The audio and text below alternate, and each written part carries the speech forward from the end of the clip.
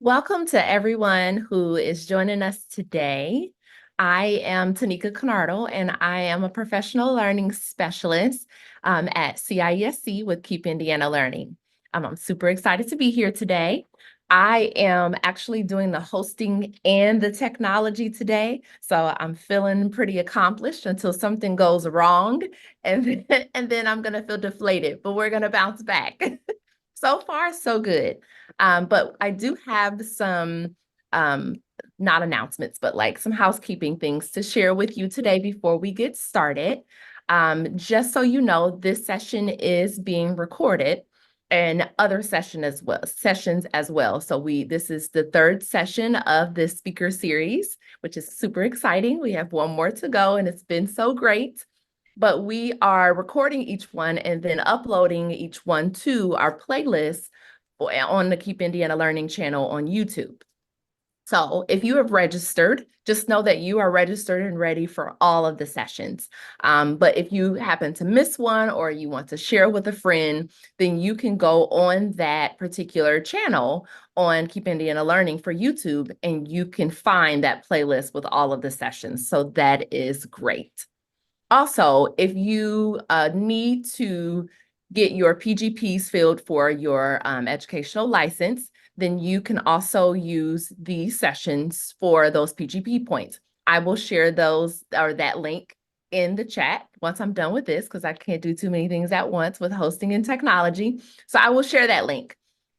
Speaking of links, Cèlia, who's going to be our speaker today. I'll let her introduce herself in a second. We're super excited that she's here talking about engaging language diverse parents. But she has a link that she wants me to share with you that has all of the resources that she's going to share and talk about today. So I will also put that in the chat. And questions and answers. So we're going to have a Q&A session. It's going to take place towards the end of our session today. And so once Cèlia shares all of her fantastic information, then we will prompt you to either come off of mute, or during this whole session, you can include any questions in the chat. We'll collect them all and then we'll ask them aloud once we're done with the content portion. Anything else before I hand it over to you, Cèlia? Anything you can think of? I don't think so. I think you did an awesome job. All right. All right. Well, that's great. Let's get started. And Cèlia, I'll hand it over to you. Thank you so much for being here. Thank you for having me. Well, my name is Cèlia. As Tanika has already said, I'm a high school teacher. I have been working for close to 24 years. And I'm also a learning disabilities teacher consultant.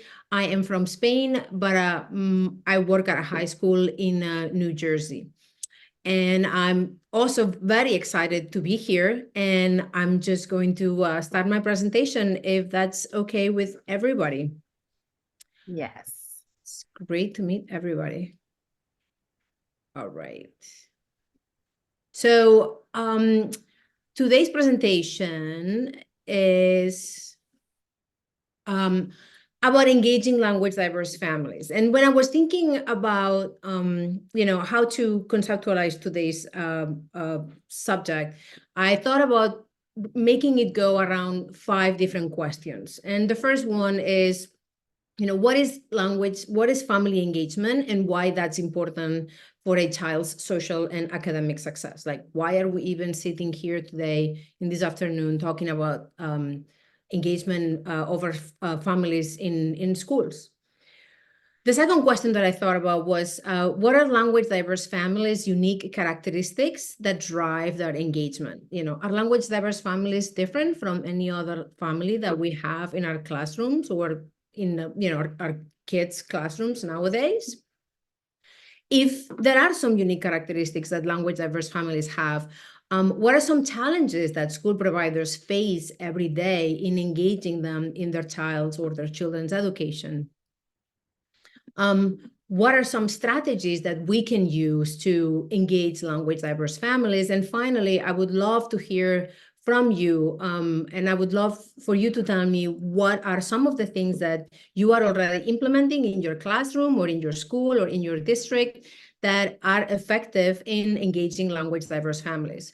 One way to figure that out is, as you see the content in today's presentation, I would love it if you constantly checked what are the things that you are already doing that you see that are similar or different to some of the things that you're seeing here, and if you can adapt them and how they would look in your classroom if you were to put them in practice.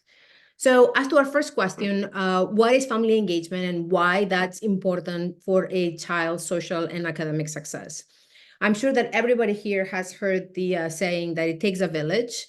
And I mean, it's often very much said, but that's probably because it's true, you know. In the social and academic development of children, both educators and families play an integral and overlapping roles, you know. It's important that when families and schools work together, we end up helping children in growing in these areas and they become more successful. Engaging family and the community in a child's success is really the shared responsibility that all the adults play in the child's education. It's fostered through a deliberate process, meaning it doesn't really happen overnight. And it's, you know, finally, it's empowering adults in jointly support student growth in addressing barriers to learning, thus ensuring student success. But do students succeed more when their families are engaged in their education? There's generally, you know, in the United States, there's the notion that parents being involved in the children's education is really a very beneficial factor in their education. There's no lack of evidence, and you have actually some of the studies here, and they are all referenced in my reference sheet, that, you know, there's a link and a connection between the degree of involvement of their family and their students' educational achievement. On top of that, there's numerous federal, state, and local policy initiatives that are in place to train schools and school providers in creating a necessary environment to support parents' involvement in their child's education. When parents are engaged, students have an increased achievement, they have improved attendance and behavior, and they have improved social skills. And you know, these kids end up graduating more than any other student. So that is really important. There's this recipe for family engagement. There's this wonderful website called the Iris Center Peabody College in the Vanderbilt University that kind of like gives us a model of how family engagement looks like in schools where it exists and it's successful, regardless of whether we're working with language diverse families or not. It's actually really a labor of love. We have, you know, I've said that it doesn't really happen overnight. It's actually a succession of different overlapping stages that eventually lead to a school being able to say that they have genuine family engagement in their class, in their classrooms and in their district. First, we should try to know the families that we're working with. And this includes, you know, their family composition, the challenges and experiences. It really is like knowing somebody, you know, developing a relationship with somebody else. The first thing that you do is you get to know them. Once you know them well, this will probably lead to establishing trust and mutual respect.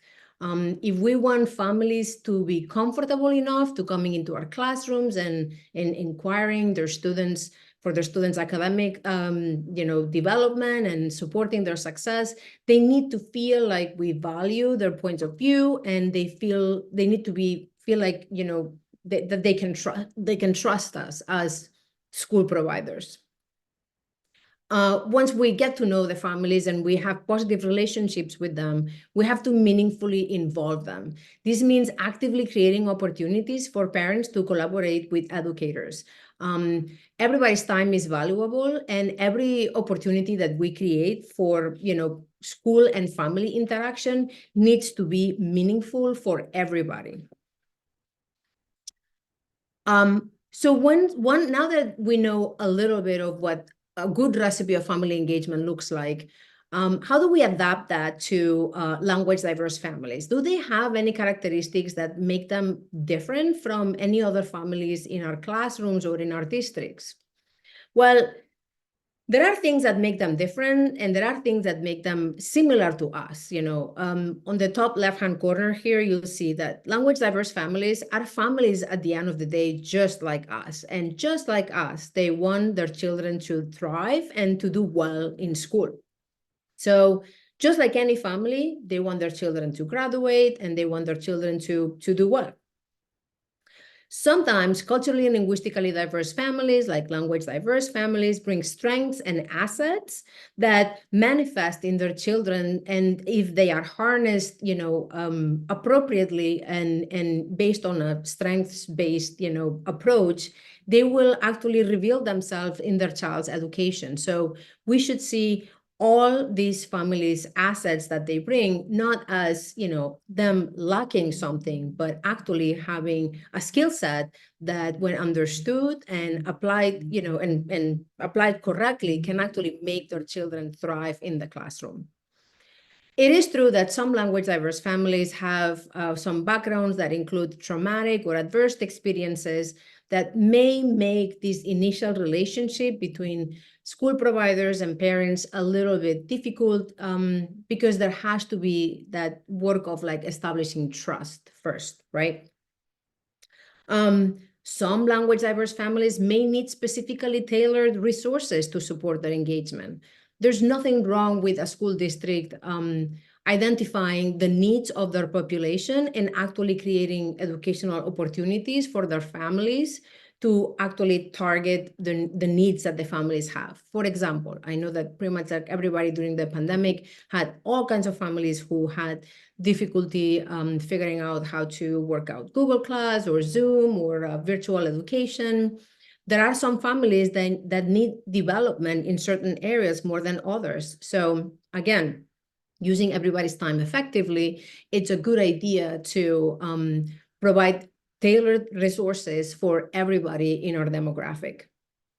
Nowadays, some language diverse families have all kinds of different compositions. I know I have in my classroom many students whom they are living with their grandparents. They are not living with their parents. They are living with their aunt and uncle. And it's important for me when I call these families to talk to them or to get in touch with them for whatever reason, that I know that I'm not talking to, that I'm talking to their grandmother or that I'm talking to their aunt or uncle, because it actually shows obviously that I care. It's good to know the composition of our students' families.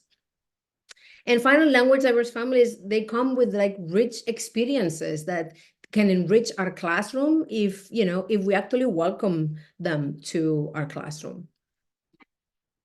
What are some challenges to equitably engaging language diverse families in the children's school? So if language diverse families are unique in certain characteristics that they bring to the table, what are some things that make it a little bit challenging for us to engaging them in their children's education?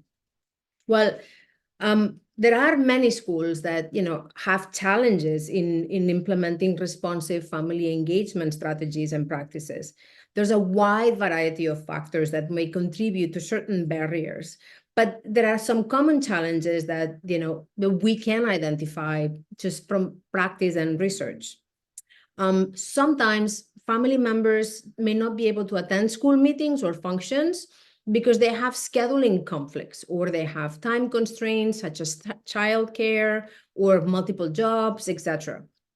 Or many other types of challenges, like what do we do? How do we get these family members, to come into our school or to sit for have a conversation with us on the phone or whatever. Sometimes there may be family members that have had different, few or no experiences with formal education. Sometimes families don't really want to come into school because they don't really know what they're going to find. They don't really know how schools in the United States, for example, work.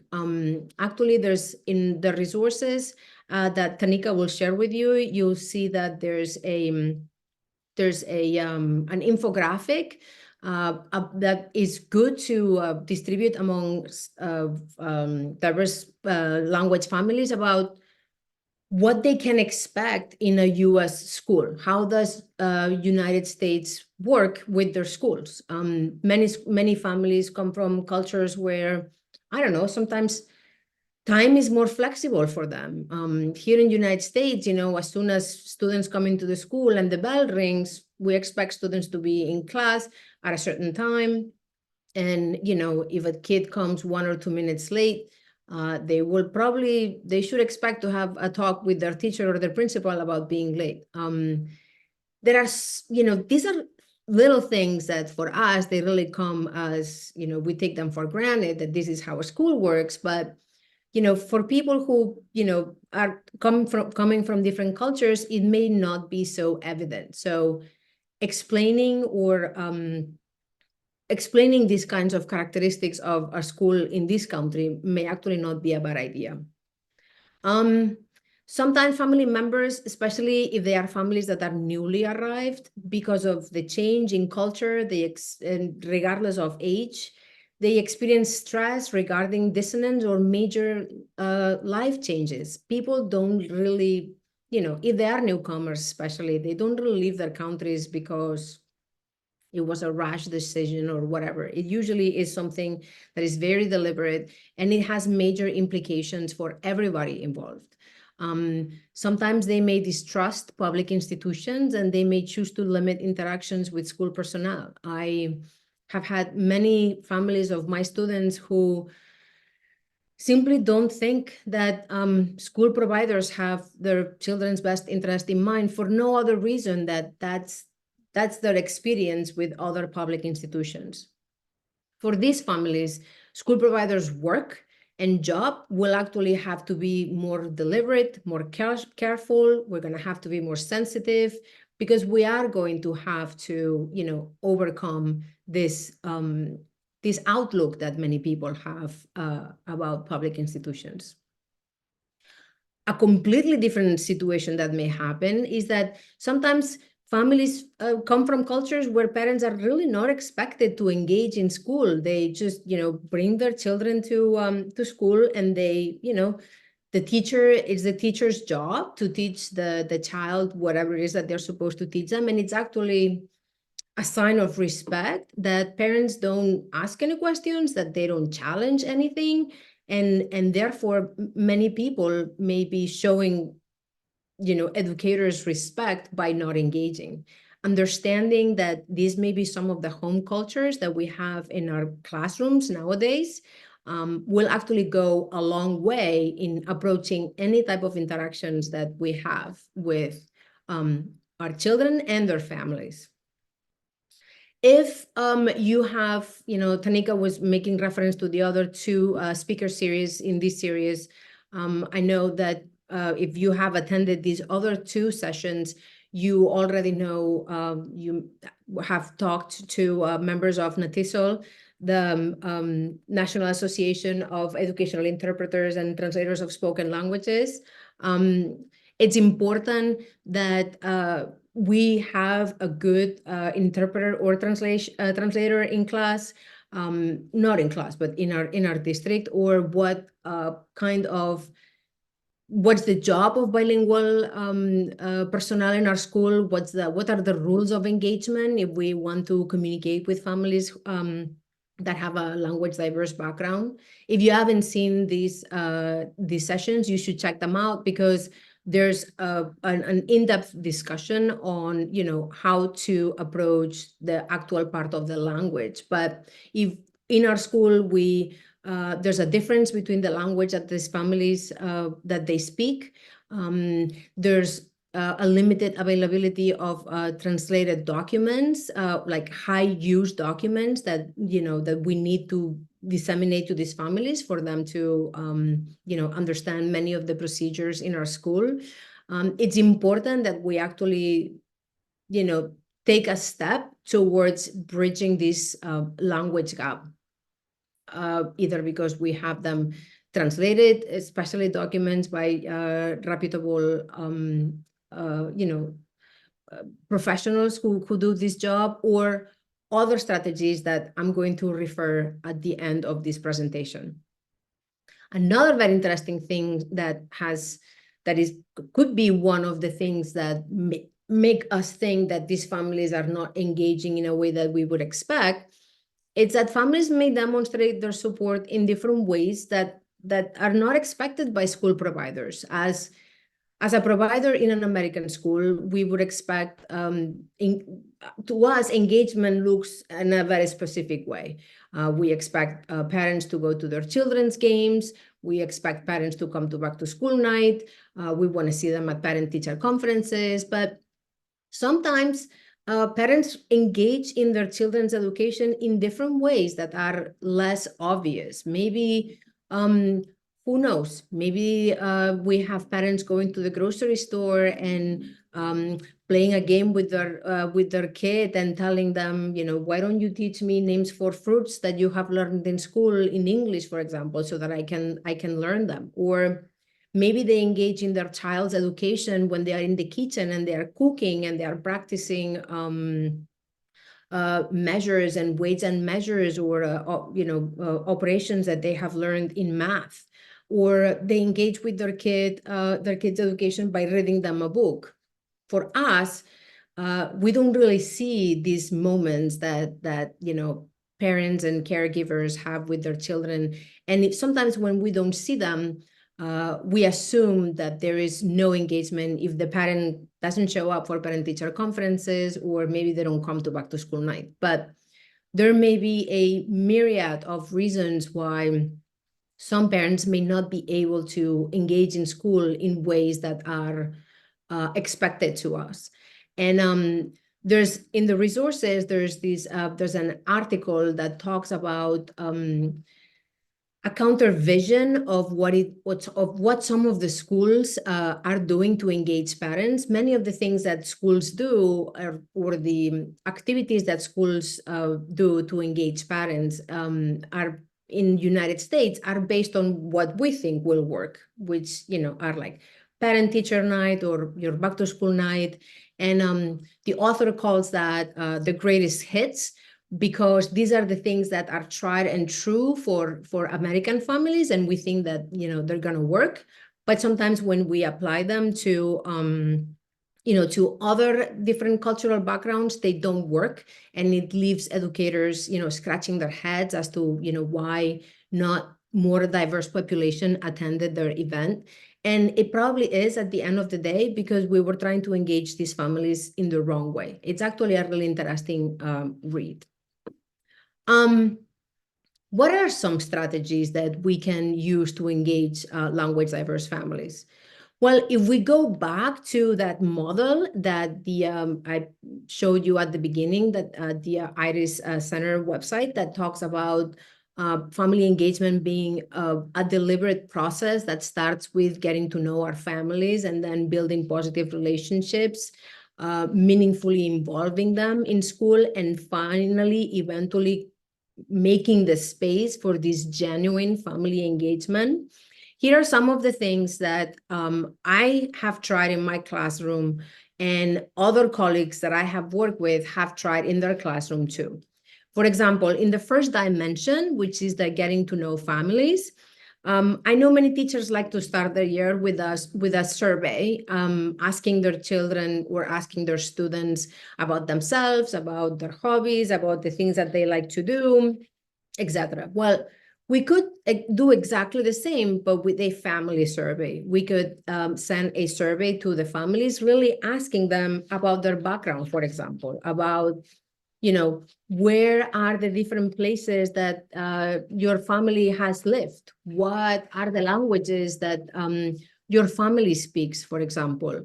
What are some cultural things or some cultural aspects that you're very proud of in your home culture? What is something that you would like me to teach my class about your culture? And this, believe it or not, goes a long way, because you are actually taking the steps to getting to know the family and showing them that you care. With this information that you have gathered, for example, if you ever run across or come across these families in other settings, outside in the community, and them, have conversations with them. Ask them to elaborate on any of the things that they may have shared with you in the family survey. Making everybody feel welcome in our community and inside our classroom goes through really showing genuine interest in what they have to bring to the table. I know that, and this is the third thing that you see in this list, I know that there are many schools that have already started integrating families' home culture within the curriculum. There's like a lot of cross-curricular connections with art, with English language, like ELA or literacy or social studies. In my school, there was this initiative. My school got connected with a group of folk art artists that we have in our community. There are people who they have American Indian, cultural background, and they do wood carvings. Some people do paintings, some people do quilt, and we have invited these artists in our different classrooms, in the social studies class and in the art class, and they have actually given like what we're doing right now, like a speaker series, and they have taught our kids about where their art comes from, exactly what they do. And believe it or not, this enriches the students' understanding of the different members that they see in their community. I think that is very important to actually bring the culture that our community has into the classroom and integrating that in our lesson plans. Going back to the different family compositions, learn about your family's composition, learn about who you're talking to when you make a phone call. Are you talking to the grandmother? Are you talking to the aunt? Is this a student who has never met their father or their mother? That actually helps you create, a profile of the families that you're working with.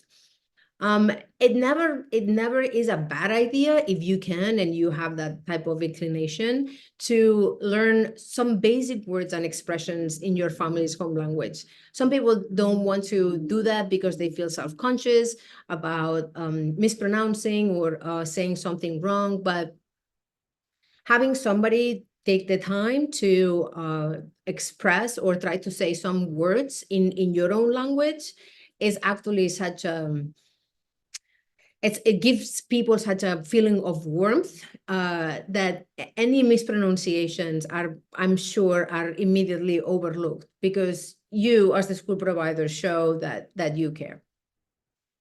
Anyway, so once that you know a lot about your families, or you have taken the steps to know your families, it's time to build positive relationships. And sometimes in this two-way communication between families and school providers, it's good to share something about yourself that helps relate. Imagine that in the survey that you included at the beginning of the year, some families say that they enjoy cooking with their son or daughter, or that they have pets, or they have their own home garden and they grow their own vegetables. If there's anything that you see that your families do that you can relate and that you can actually say and verbalize whenever you see the families, that can help them relate back to you, it's a great way to actually beginning to get closer and approach, the school and family dimensions. It's important to establish a two-way communication because, it's even if it's just doing small talk, or even if it's just, just chit-chatting, if you ever see them outside in the community, it's a good way to show that you care. Another huge one about building positive relationships is actually adapting to their communication preferences. What do I mean by that? Different families are proficient in different ways of communicating. Some families or some cultures, some individuals are very proficient at verbal communication. They love to get phone calls and for some of my students or some of the kids in my district, when I call the families, whenever we have a meeting or I want to let them know something, I know that are going to be certain families in my school demographic that as soon as I call, the phone will not really ring 2 times before they pick up. These families are highly verbal. They like to talk. Probably, I'm gonna have a long conversation with them because, as soon as they have me on the phone, they're gonna take that opportunity to ask me other questions that may or may not be related to the primary purpose for what I was calling. But I also know that there are some families that no matter how many times I call them, they won't pick up the phone. And I finally figured that some families, they either don't have the time to pick up the phone because maybe they're working. I'm calling during business hours. And if they're working, they simply don't have the time to pick up the phone. And they are actually more receptive to text message. And they will, take my text message, no problem. They'll answer it maybe like 2 or 3 hours later, and I can get a lot accomplished through text messages. I understand that it's not always viable to use our cell phone. Well, we should not use our personal cell phone to text our families. Sometimes there are third-party text messaging systems that can be used, or some schools use in their districts, that parents and school teachers, or teachers can actually use to message each other. It works very well. But it's important for any teacher to actually always check with their administrators before engaging or starting to use any of these third-party text messaging systems, because there's a lot of implications that stem from that.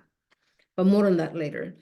Other families want email. They'll just answer my email very well. Other families would rather want a note that I just put in the student's backpack, and then we actually use the student as a messenger. We send notes to each other, and the families are used to checking their child's backpack at the end of the day, and that's how we do it. But being sensitive or being in tuned to everybody's preference of communication will actually also go a long way. It can actually be the difference between a family never really answering any of your queries or efforts for engagement, and a family actually being all in. Design targeted and structured family education events. Again, I just said that before. Some families and some family demographics in a district may need several different efforts, and they may need education in certain things, and other families or other demographics may not. For example, I don't know, I know there was in my school, we did this event on increasing the higher level courses, AP courses, and honors courses in our school. And we wanted to do like this boot camp to prepare students to access higher level courses. And we open it up, and it was actually designed to increase participation in these courses, and it worked. We prepared a whole bunch of students to actually have the skills that they needed to access higher level courses in our high school. And then finally, another good way to build positive relationships with families is actually be flexible with families' varying degree of comfortability in group settings. For example, again, here in the United States, we all have a little bit of an idea, or we think we know how a parent-teacher conference looks like. Parent-teacher conferences are usually after school. Sometimes they happen in the evening. And it's a one-on-one meeting between the parent and the teacher, right? And the parents walk into the classroom. There's nobody else in the classroom. The teacher explains things to the parents, and that's it. But some parents do come from cultures where parent-teacher conferences may actually be like a group thing, where you may have a teacher and then parents of the students that the teacher has in their classroom, there may be 6 or 7 parents, or the whole, or like many other, parents, and everybody sits around, and the teacher is able to disseminate the information or talk about how the general progress of the class is going. Parents feel more surrounded and accompanied by other people who have the same objectives in mind. And sometimes that actually makes parents more comfortable with asking questions and asking questions not just of the teacher, but to other parents in the meeting. Obviously, these kind of like parent-teacher conferences require a little bit more preparation, because at the end, usually what happens is that the teacher can break off with individual parents to talk about individual students, because obviously at the end of the day, that's what the parents want to know. But starting with a group parent-teacher conference may actually be one good key to open up and to build positive relationships and trust amongst the parents, the families, and the teachers. How can we meaningfully involve families? How can we meaningfully involve these families in the proceedings and the day-to-day of our schools? We can offer structures to listen to families. Create family-led advisory committees. I know that in different districts, depending on the school demographics, they have family-led advisory committees for multilingual learners, where the parents of students who are multilingual come into the school, and they develop and they design multilingual learner programs in the school. They just help the school providers figure out what it is that their children need. And obviously this requires preparation, and it requires a genuine interest in involving these families' voices into the proceedings of a school. But the returns, when this has been implemented, are so much more solid and genuine than obviously, not doing that. Engaging families outside of school in a recurring fashion is also very important. My school district just got done doing a signing college night, where I work at a high school, and many parents are worried about filling in the FAFSA and how to sign in for college and how to register for college, etc. And our school counselors and the school principal and different members of our school, we decided to do this college registration night, where we invited several colleges in the area, and we just wanted to give parents information about this whole college registration process. We had 2 choices. We could have done this in the school library, in the media center, which was perfect for what we wanted to do, because there was media, there were tons of computers, there were comfortable tables and chairs, and it was the school. Perfect. But we could also take the show on the road and actually go somewhere else and embed it within the community and just see what happened. And this second choice is what we decided to do. We actually went to a rec center, which is, a place where the kids in our community go to play basketball, but they also have a couple of classrooms where kids can sit down and do homework. And that's where we did it. We advertised in the whole community. We said, what this night was going to be about, the kinds of supports that we were going to offer. And we were surprised at that night, because we had this diverse demographic that came into that night. We had the typical frequent flyers, so to speak, the parents whom we knew would have attended had the event been at the library anyway. But we also had a whole bunch of families we would have never expected to see. And we think that this was because it was an event that was embedded in the community. It was in a neutral ground. Many families felt less intimidated, and they were able to participate in a more relaxed and comfortable way. So engaging families outside of school, I also think that is very important.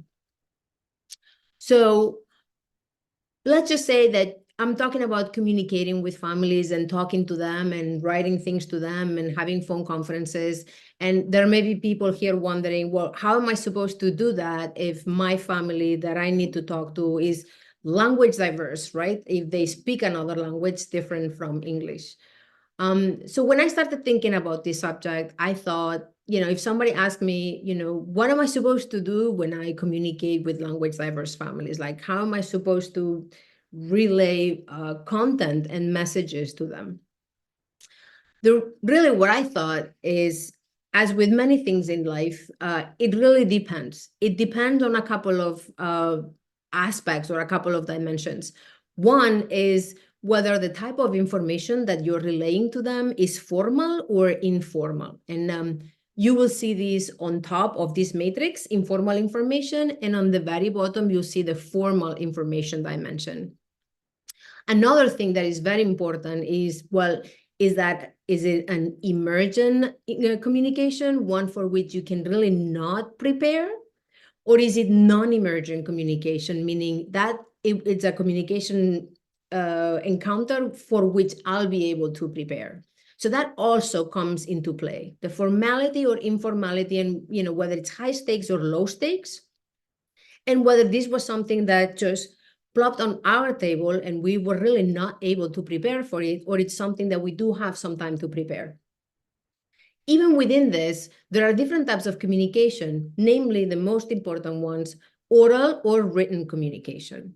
So when we start analyzing a little bit these interactions, if you look at the top left-hand corner, that's the informal communication for which you really could not prepare. Actually, the top part of this matrix is actually where you want to be as a teacher. It's actually the best type of communication for teachers when they want to engage family diverse, language diverse families. And that's the quick impromptu conversation that you may have with somebody at a student pickup or drop off. It's that message that you send home to celebrate a student's success. It's a note we write on an assignment or a student's assignment to share information. It's those little snippets of communication that we may have with people and families, right? That actually lay the groundwork and the foundation for future engagement and building trust within families.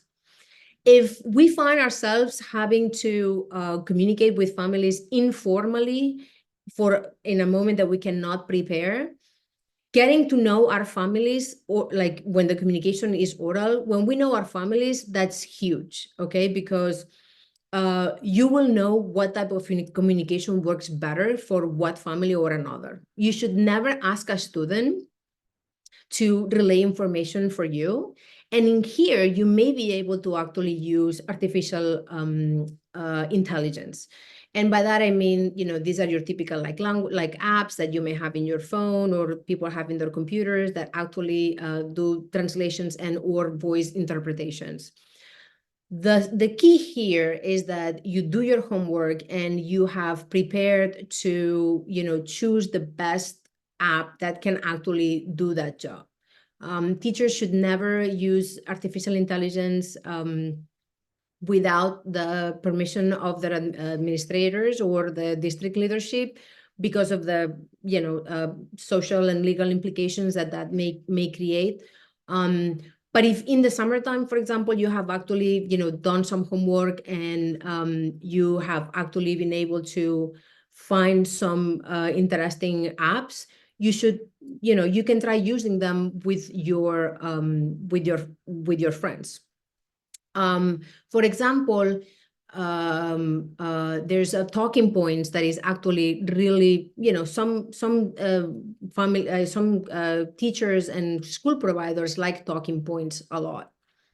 Another thing that you may be able to do if you if you need to communicate in the written platform, you can also use AI. But again, you must do your homework. You need to be able, you must know what it is that you're getting yourself into, because at any time that you are outsourcing your communication, you are letting somebody else speak for you, you are giving up a lot of control.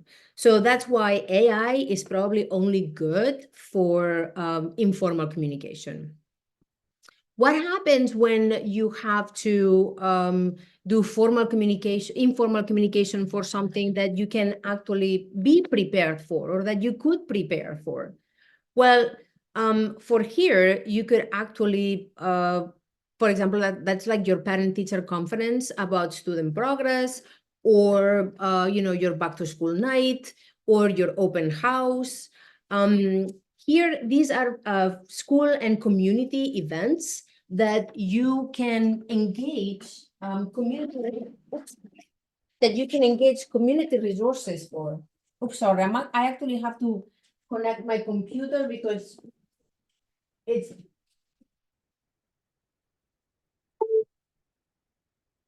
Sorry, my computer was dying. You can actually engage school community resources and parent advocacy groups for this. You could also use AI if you want, but again, you have to do your homework. If you have to do written documents and you have to disseminate written documents, there are several places where you can get reliable written translations for some of the documents that you may want to disseminate. Natisel has a huge repository of documents and translated in many different languages of different forms that schools may want to disseminate to their parents. Another way to prepare for written, to prepare like written papers and forms that you may want to give your families is get in touch with your Department of Education. Many times the Department of Education's in their website, they have many different documents that are translated in different languages. And if they don't have the document that you need, you should email them or call them and suggest what type of document you need and in what in what language, right? So when you can prepare, it's good to engage, family groups and, parent advocacy groups, because, of the informality of the event. And it's these types of communication that will actually, once you do them recurringly, you can actually create a culture where parents actually feel welcome, even if you don't have the necessary language structures just yet. The fact that you have actually tried to do, some of the things here will actually make them feel that they trust you and they feel comfortable with many of the communication events in your school. The second part of this matrix here, when you have emergent communication, meaning like high stakes communication that is formal, they both have, you'll see that there's this like posted here that says they're high risk, both of them, and they're high risk for misunderstandings. The reason why formal communication, regardless of whether it's emergent or non-emergent, has high risk of misunderstanding is because of the type of terminology and the type of subjects that are dealt in this type of communication. For example, an emergency meeting about a student's discipline because a student has done something is a type of emergent communication that is very formal. I would not attempt having any of these meetings and type of communications with families without professional support. If I were an administrator in my school, I would at the beginning of the year, if I preview that there's an increase in a certain family demographic or like language, or I would actually try to have the contact information for an interpreting service that I can rely on. If I have the need I need somebody to linguistically mediate these types of meetings. Never ask a student who speaks the language to relay any type of information for you, and never ask a family member either because of confidentiality issues, and there's a conflict of interest. See, if before, when you were doing parent-teacher conferences or back to school night, you could engage certain community resources to help you direct parents where to go inside the school, like that's okay. But you should never engage your families in these types of meetings because they are too, they're too emotionally complicated, they are complex, and it's really, you cannot even do that. It's actually against the rules. If the documents that you want to use and disseminate in any of these meetings are, need to be in another language, you should always prepare. There may be some translated documents from your Department of Education. And also at the beginning of the year, a good idea is that administrators decide to create a document repository with the most common types of documents that they can expect to have, to need in one school year. And finally, the last one type of communication is non-emergent. That's even more formal and more risky because that's like disciplinary hearings, IEP meetings and annual review meetings, anything that has to do with special education. I would not attempt that without professional support. Still knowing your families will help. If you are a case manager or an educational diagnostician for a student, you shouldn't really learn that your family needs an interpreter at the time of the meeting when you say good morning to them and they don't really know how to answer because they you don't speak their language and they need an interpreter. You should always prepare for that. And written communication is exactly the same. I would not attempt without professional support, and using AI or any type of translation software is also it's a big no-no. But this matrix, you will also find it in the resources that you have in the resources and the references at the end of this presentation. But I really would want to know right now if there's any, what are your strategies that are effective in your practice? Does anybody use any of these strategies? Has anybody seen anything that works better or has not worked for them?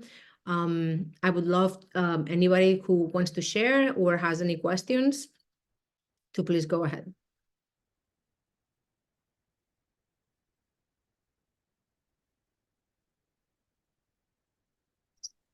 Hi, my name is Amaya, and this is so interesting. I just love this presentation. Thank you so much. By any chance, have you heard of the new educational glossary from NATISO in Spanish and English? Yes, yeah, they just published it. They have a lot of many different glossaries. Yes, they keep publishing different glossaries, and yes, I have heard it. There's many different subject glossaries. Yep. Okay, well, I just wanted to bring that up, and Felix, he's one of the authors. He's here today participating. I saw Celia's name from NATISO, but anyway, just to mention that. Yeah, I think that's awesome. Glossaries are very good when communicating with families. They're also very useful for interpreters, obviously, but sometimes with a glossary, we may be able to communicate with the family just, to convey a student's progress or to convey how a student did in an assignment. I think that glossaries are very useful, not just for interpreters, but also for classroom teachers or anybody who wants to communicate with families who are culturally linguistically diverse. Yes. Well, thank you so much, and I'll listen, but I just want you to know how much I'm enjoying your presentation. It's really wonderful. Thank you. Oh, great. Thank you. Cèlia, we had a question from Dolores. I hope I'm saying her name right. Do you have a family survey that you use? So there are several family surveys online. There's in one of the resources, you'll see actually there is a family survey. My family surveys actually change every year because the students and the families compositions, they change every year, and there are times when I just like write them myself just because I want to change things up. But one of the constant questions that I always use in my family surveys is really asking about the family background, and if there's any cultural practice that the family would like me to know and would like me to bring to the classroom or have them bring to the classroom. That's a question that never fails to be in any of my family surveys.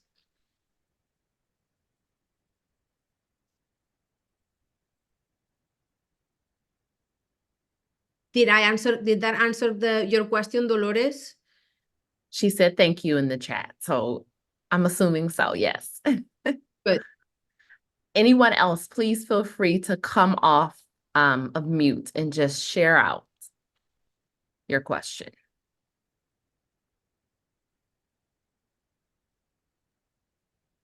So I have a question. So what happens when you are trying to plan a family event and it's for your English learners, and then you get pushback? Why aren't you inviting all students? May I ask you, who are you getting pushback from? Sometimes other administrators, sometimes from parents. The parents that you're trying to invite or other parents? Other parents. Sorry, So- I'm losing you. Okay, So- other parents, or sometimes even teachers. Right. So I mean, I can only answer as to like my opinion. I mean, that's what I think. Obviously that's sometimes it has to do with the school culture, right? There are school cultures that are much more open to these things happening and to these events actually being targeted to certain populations that needed more. And there's no pushback because that's like something that is done. And tonight we're gonna have the night for these people, and tomorrow we're gonna have a night for this other population, and it's okay with that. I think that there are other school cultures that may not feel as comfortable because in an effort to want to treat everybody the same, it's hard for some cultures to understand that treating everybody equally is not the same as being equitable. And equitable means to giving people the resources they need, giving the people the resources they need. And it may actually take constant work by you or done by you to actually change people's perceptions.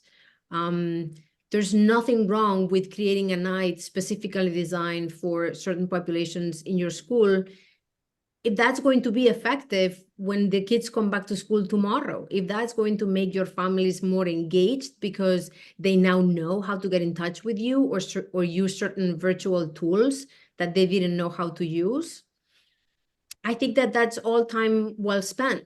But it may actually take time to change people's perceptions. Yeah. I would also add that, and I'm a former classroom teacher and former school administrator. But I would also add that I look at it as we're not excluding anyone, but we're including everyone. So if we are not excluding anyone, that means that when we have our typical all-wide or school-wide events, then there are some people who may not be able to participate due to some barriers that exist. But when you say we are including everyone, then that means that we are allowing everyone to participate in what we as a school community offer by sometimes doing some things additional. And so those other families can come. That's fine. I worked in schools that were very diverse, almost 30 to 40% diverse, and 49 languages spoken in one of my buildings.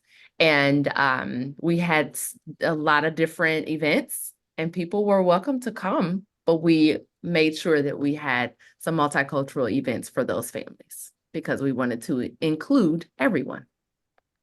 I totally agree with you.